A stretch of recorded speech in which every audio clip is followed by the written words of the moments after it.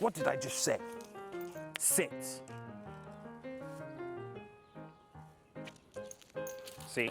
See what I'm saying? Sit.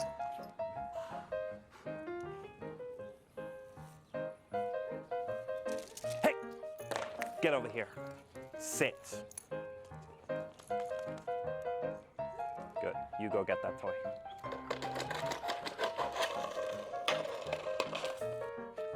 Hey, you. Good, go. Let me see who wants to try me today.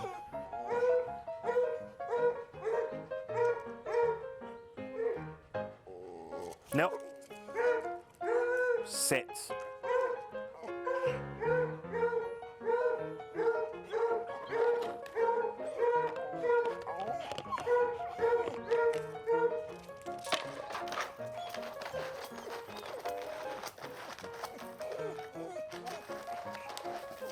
Good.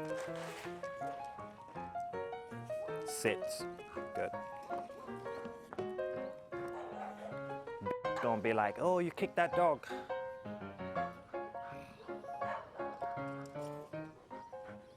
I did.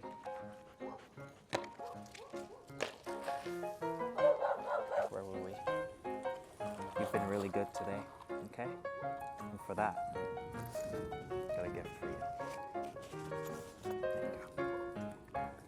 Good job. You continue being good. I'm hyping him up so that you can see that he's not under any command.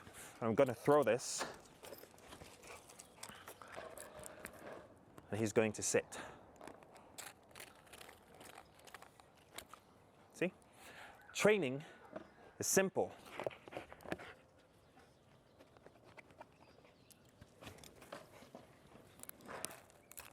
Too many people in the comment section of my last post can't seem to tell the difference between being firm to a dog that needs firmness and being frustrated when you're training. It's very rare that you'll find me frustrated, and if I was, I simply wouldn't train. The difference between the way that I deliver information to the dogs and the way that I deliver information to you is that, first of all, I want you to see it so that you understand how it makes sense and why it makes sense. But somehow it flies over some of the heads, which is unfortunate. If I want these dogs to stop playing and I go, hey, guys, stop playing, you're so cute, stop playing, stop it. How exactly is that going to tell these dogs that I don't want them to be running around acting rampant? If I want them to stop playing, hey, stop.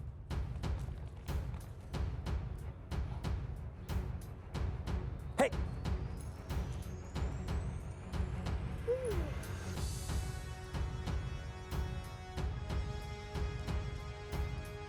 Good. You see the difference? So I'm not frustrated when I'm training. I'm simply just trying to show you that there is a certain level of firmness that you need to achieve with certain dogs to be able to incite different emotional responses, different physical responses, and to get what you want out of that dog. Otherwise, your dog is going to continually run over you and think that you're playing. I am a leader. These are my followers. Disciples, let's go.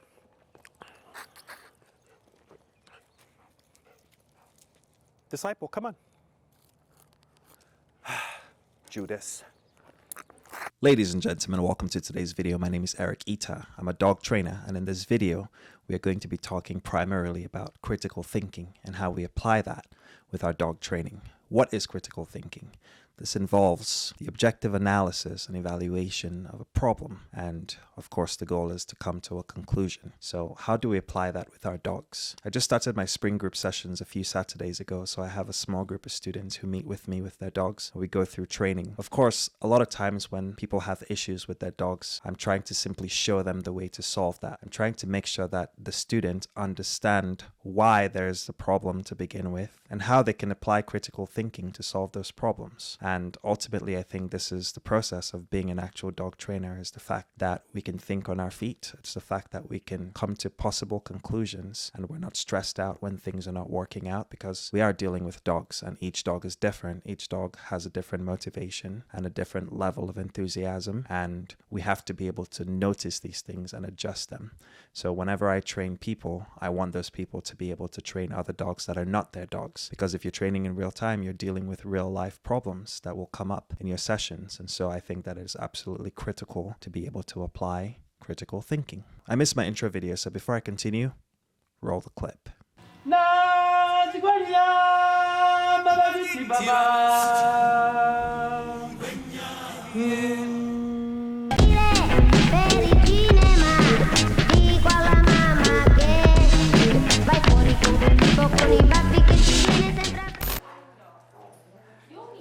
I guess I could.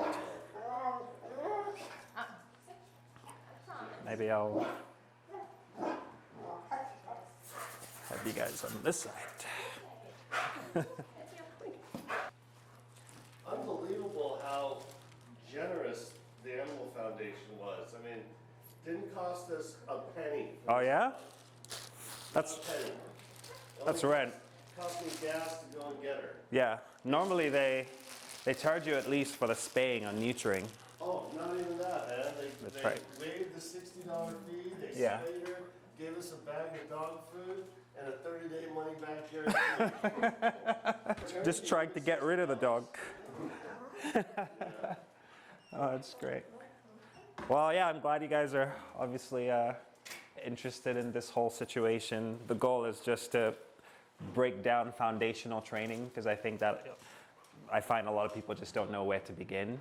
And my goal with all dogs is to get dogs in the mindset of learning.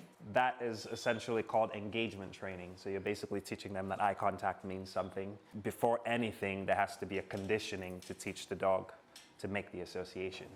And the way dogs learn is they have to hear it followed by the reward within a second.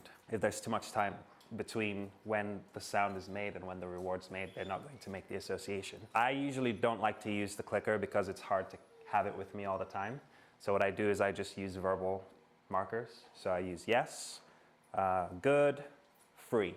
I don't like to bore people with terminology because it doesn't make a difference. I use yes in a way to tell the dog that they've completed an action and that they're going to come to me to get the food. So the way that I condition them to that is when I say yes, I kind of move backwards and lure them to me to get the food. And then I use good in a way that they have to learn to maintain a position that I'm going to come to them. So that would be beneficial in whenever you're teaching something like place, or just a sit or down, or just maintaining positions. And obviously that's so you can start building duration.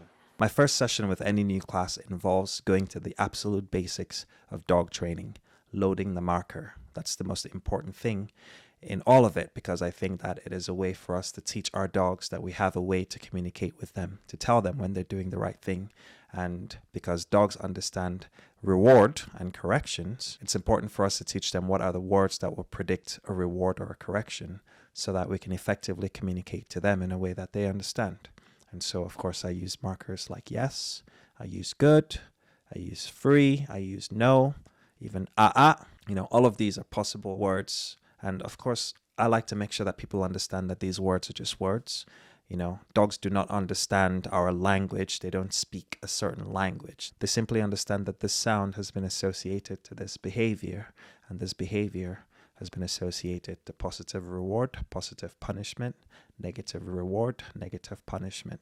And that is the very basics of understanding of learning. It's important that we clear that level with our dogs before trying to fix problems, before trying to teach anything at all, whether it be basic obedience and whether it be correcting behaviors, whether it be teaching new behaviors. And first of all, I want to make sure that you also understand that when it comes to behaviors, that can be fixed in the routine.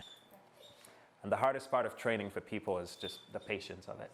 Just like, yeah, there's, you know, in videos I make it seem interesting, but the reality of training is quite boring. You're just like sitting there and waiting for eye contact, and just, you know, it's a lot of boring moments in between. But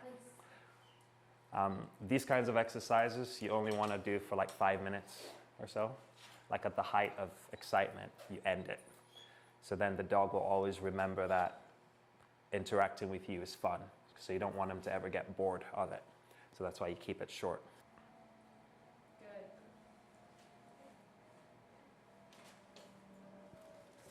That was the moment. You missed it. Ah, Jesus.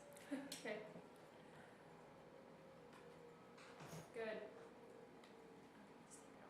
Good. Is it because she looked over Yeah, there? yeah, yeah. and- She looked and then she's like, oh, I'm not interested in that. That's what you want. Okay, Yeah, yeah. Okay. Good. Like I said, you're trying to reward them, teaching them that you're the only interesting and rewarding thing in any environment. Okay. So this exercise, you will eventually take it out into the busiest part of the world and teach them that even in that situation, you're the most rewarding thing. Good.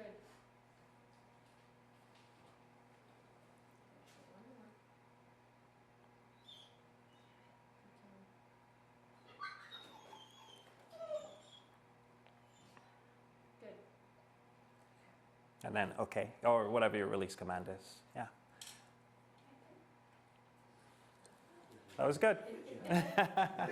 The ultimate question and the test of dog training in general is the simple question, what will your dog do when your dog is not under command? Will your dog sit when there are people walking by? Will your dog run up to the people? This is the difference between behavior and obedience. When you're teaching a dog how to behave, it is simply a matter of reinforcing a certain behavior in a certain situation over a period of time. The dog starts to understand that this is what's expected in that situation, and therefore you have a behavior based on that pattern. When you're talking about obedience, you're simply saying, hey, sit, right? And you reward the dog for a sit. You say down, the dog is supposed to respond to your commands. Will a dog respond when the situation changes? Not necessarily. That's why it's important for us to go out into the world and train the dogs in real world situations so that they can learn that even in this place, even when it's so busy, even if there's another dog around, even if there are 20 dogs around, sit means sit. And the ultimate test is that if you leave the dog alone, the dog should be able to replicate this behavior with or without you present.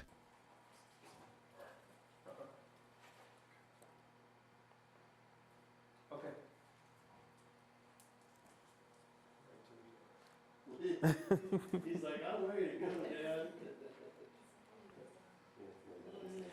Dad. So the situation with the door, go to the door again, but stop halfway. Okay. So right here and just stop. Yeah, there you go. Good. Good.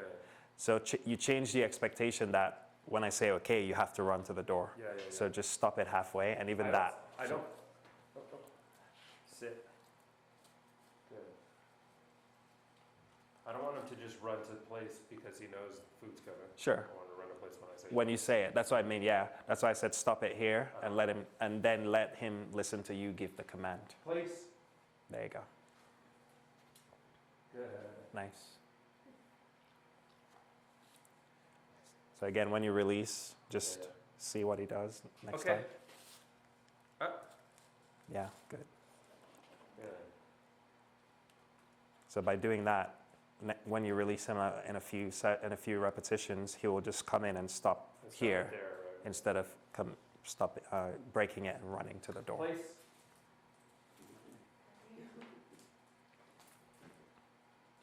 Good. So when you don't have Okay. A place bed, police, yeah, Good. just the ground. yeah. Yeah. I usually like, because it's just Down. one tiny bit harder for them to want to jump off of it because it's elevated. Place. Yeah. I mean, you go to anything like that looks. Anything at different, all, yeah. Like a towel, if it's Right. different color, those are Yeah. certain places. Yeah. Oh, is that why you're, regarding place? Yeah. Oh, I see, okay. Yeah, I use any just anything. Just anything that's different from the area. So like you said, a towel, I use that box sometimes. I use these cinder blocks, just anything at all. Yeah, you can use place as a chair, a couch, if you want. I don't personally like it, but the idea is just telling the dog that places go to this thing. Place. I usually like for it to have some elevation, personally, but then I can use it anywhere that there's elevation. So if we're at a park or, like I said, by a bench or anything. Yeah, short wall. Yeah, I just say place and I put him up there. And that applies anywhere at all. At someone else's house, I say place and then I point to anything higher. So place just means go to this thing and lay down. So when you talk about positive only training, you see a lot of people say that they've got their dogs trained. My question to them, especially when they're dealing with aggressive dogs, is can you leave that dog alone and trust that the dog will make the same decision when you're not there? So today I wanted to try to work on some more slightly advanced thinking exercises. Okay. And then with this, I want to be able to try to teach backing up or heeling. And then when you get to here, I want the dog to be able to put just the front paws and then be able to turn around with you and then go back in that direction. Gotcha. So slightly advanced, but I think it's possible. You should try to get her front paws on there because that'll be the hardest part of the whole exercise. We've never really used Slip slip leads leads. at all. We just don't use them normally. Sure. So I'm like, honestly, No, no. I like Whichever, them. It's just, whichever one you're Yeah, more sure. comfortable with. They all do the same thing. You know, there's pressure and release. so. Yeah. By the way, this is set up in a way that you also have to, if it's not working, you have to apply critical thinking. Okay. Like, how can you get her to step on it? Gotcha. So try to use whatever is available Yeah. here. The first thing would be to make Once sure. you do interact with it, right? Like, yes. There you go. Yeah. Gotcha. Okay. So start off with the markers. Well, before I start anything, I always start off with like yes food for like 30 seconds, 1 minute, just to remind what the marker is. Yep. And then get the dog engaged with you. Then after that, you can start trying to teach something new. All right. You can break your command. Okay.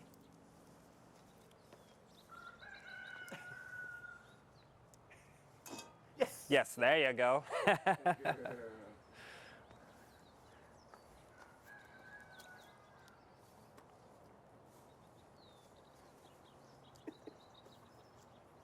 They will want to dance around it for a while, Yeah. so you can shorten the distance between you and it.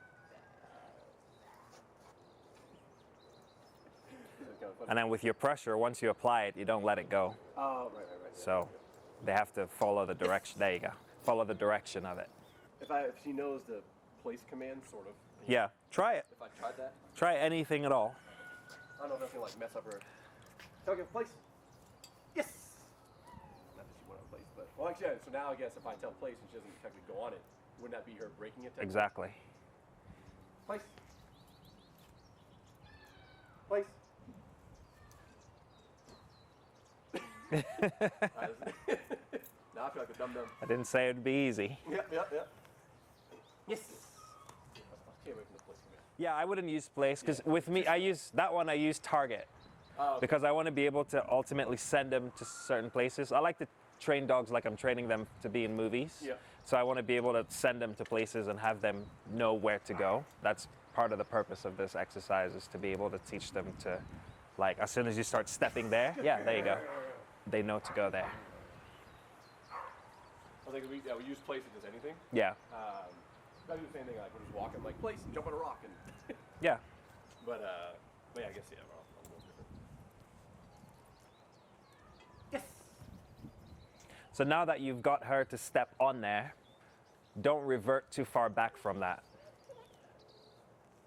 What do you mean by that? Like you've already had her stepping on there one time, so try to only reward for that. Okay. Oh, Yeah. stepping on that like. Yeah, yeah. Okay. So in the beginning, you're just doing like any interaction at all, but once you get the stepping on, then now you're looking for more stepping on.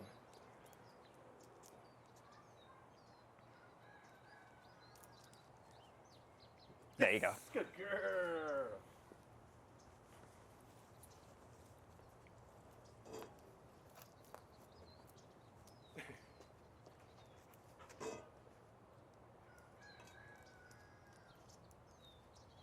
Come lower with the leash, and then towards the direction. There you go. And then step back. There you go. That's kind of funny because I'm like I'm the dumb one over here. How's it going? Come on in. I'll explain in a second what the exercise Don't is. mind me with it. doing weird things over here.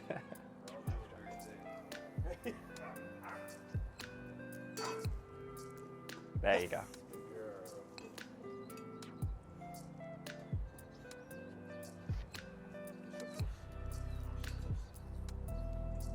Yes. Good girl. Yes. The next time you get that step, try to switch to good and try to hold her on there with continuation.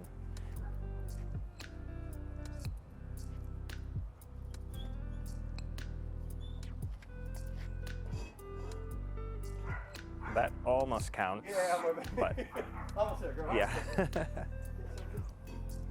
Good. There you go. So stay right there with her as long as possible. Good. Reward. Make sure she's looking at you. Yeah. And then after a few, you release with your release command. Good girl. Okay. There you go. Excellent. The drill? What do I want? Good. Good girl. Good. There you go. Oh, she did good on that one too. Okay.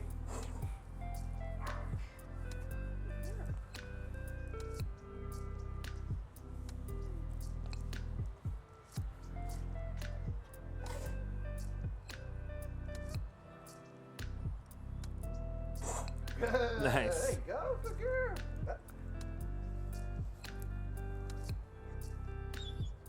Good girl. Perfect. You're just seeking it now. Yeah. And then when you release this time, don't reward. Okay. Well, you release it. Okay. Yeah. And then only reward up here. That's what's gonna then go to the next level where she's actually seeking to go on it to get the reward there.